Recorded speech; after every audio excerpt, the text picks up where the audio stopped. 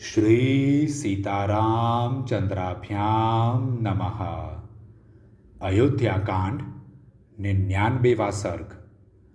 भरत का शत्रुघ्न आदि के साथ श्री राम के आश्रम पर जाना, उनकी पर्णशाला को देखना तथा रोते रोते उनके चरणों में गिर जाना, श्री राम का उन सबको हृदय से लगाना और मिलना। सेना के ठहर जाने पर भाई के दर्शन के लिए उत्कंठित होकर भरत अपने छोटे भाई शत्रुघ्न को आश्रम के चिन्ह दिखाते हुए उसकी ओर चले। गुरु भक्त भरत महर्षि वशिष्ठ को यह संदेश देकर कि आप मेरी माताओं को साथ लेकर शीघ्र ही आइए, तुरंत आगे बढ़ गए। सुमंत्र भी शत्रुघ्न के समीप ही पीछे पीछे चल रहे थे। उन्हें भी भरत के समान ही श्री रामचंद्र जी के दर्शन की तीव्र अभिलाषा थी।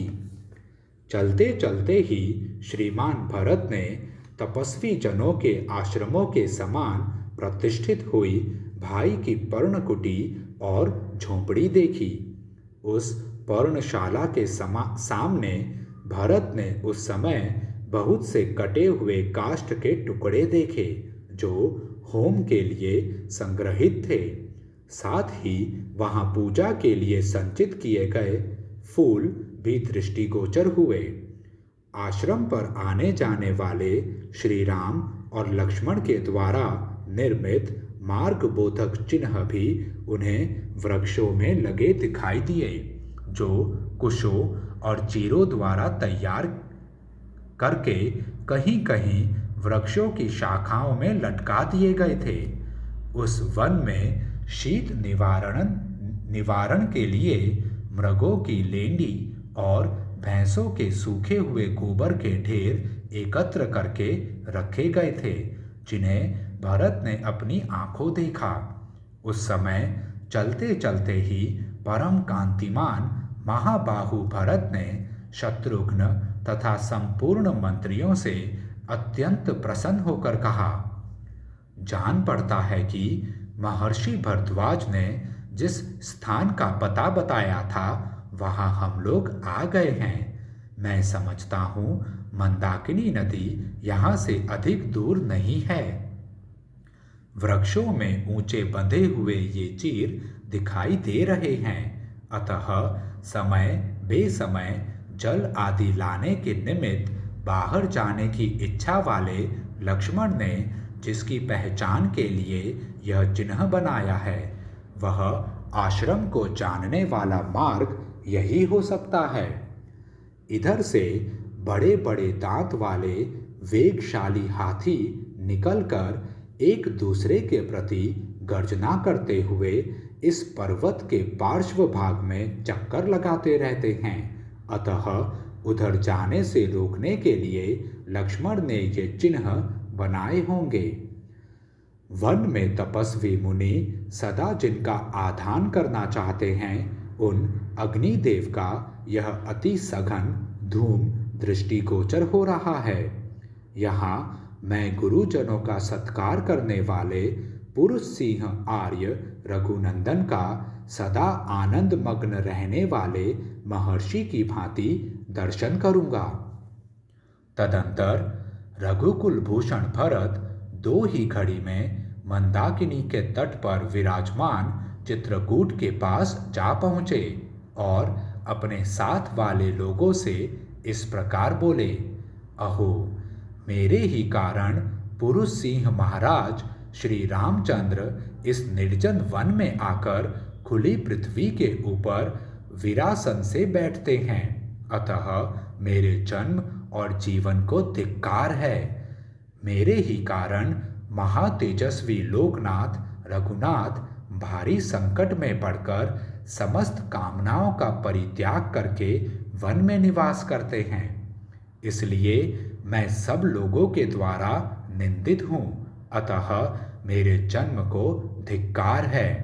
आज मैं श्री राम को प्रसन्न करने के लिए उनके चरणों में गिर जाऊंगा, सीता और लक्ष्मण के भी पैरों पकड़ूंगा। इस तरह विलाप करते हुए दशरथ कुमार भरत ने उस वन में एक बड़ी पर्णशाला देखी जो परम पवित्र और मनोरम थी। वह शाल, ताल और अश्वकर्ण नामक वृक्षों के बहुत से पत्तों द्वारा छाई हुई थी। अतः यज्ञशाला में जिस पर कोमल कुश बिछाए गए हों, उस लंबी चौड़ी वेदी के समान शोभा पा रही थी। वहां इंद्रधनुष के समान बहुत से धनुष रखे गए थे जो गुरुतर कार्य साधन में समर्थ थे, जिनके पुष्ठभाग सोने से मढ़े गए थे और जो बहुत ही प्रबल तथा शत्रुओं को पीड़ा देने वाले थे।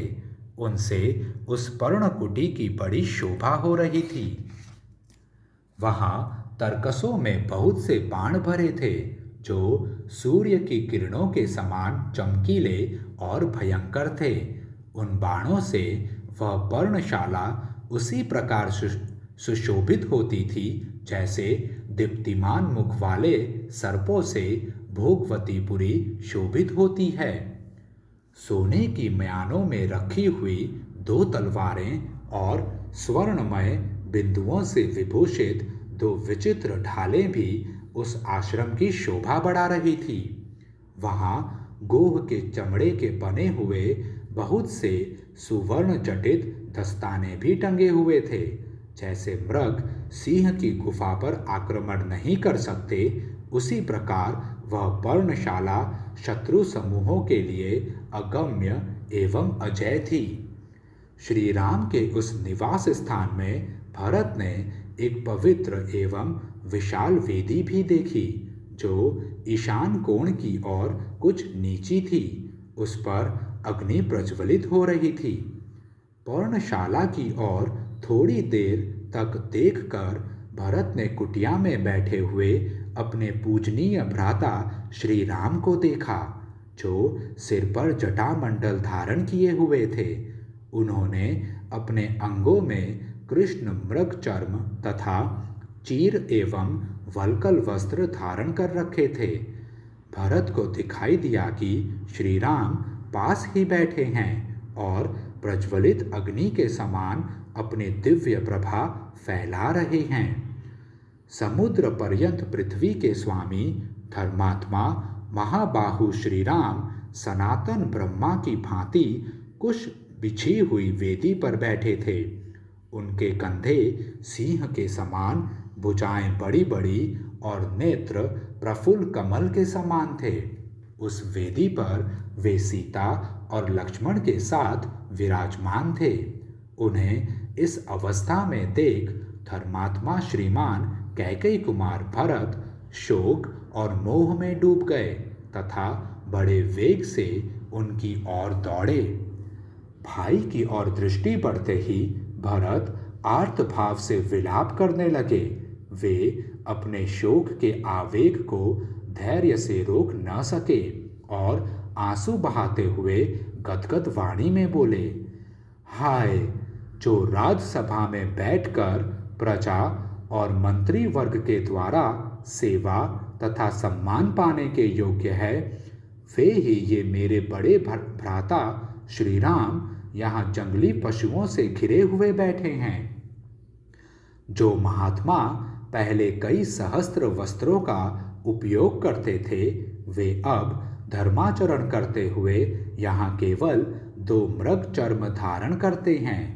जो सदा नाना प्रकार के विचित्र फूलों को अपने सिर पर धारण करते थे, वे ही ये श्री रघुनाथ जी इस समय इस जटाभार को कैसे सहन करते हैं। जिनके लिए शास्त्रोक्त यज्ञों के अनुष्ठान द्वारा धर्म का संग्रह करना उचित है, वे इस समय शरीर को कष्ट देने से प्राप्त होने वाले धर्म का अनुसंधान कर रहे हैं। जिनके अंगों की बहुमूल्य चंदन से सेवा होती थी, उन्हीं मेरे पूज्य भ्राता का यह शरीर कैसे मल से सेवित हो रहा है। हाय, जो सर्वथा सुख भोगने के योग्य हैं, वे श्री राम मेरे ही कारण ऐसे दुख में पड़ गए हैं। ओह, मैं कितना क्रूर हूँ, मेरे इस लोक निंदित जीवन को धिक्कार है। इस प्रकार विलाप करते करते भरत अत्यंत दुखी हो गए। उनके मुखारविंद पर पसीने की बूंदें दिखाई देने लगी। वे श्री रामचंद्र जी के चरणों तक पहुंचने के पहले ही पृथ्वी पर गिर पड़े। अत्यंत दुख से संतप्त होकर महाबली राजकुमार भरत ने एक बार दीनवाणी में आर्य कहकर पुकारा, फिर वे कुछ न बोल सके। आंसुओं से उनका गला रुंध गया था। यशस्वी श्री राम की ओर देख वे हाँ आर्य कहकर चीख उठे।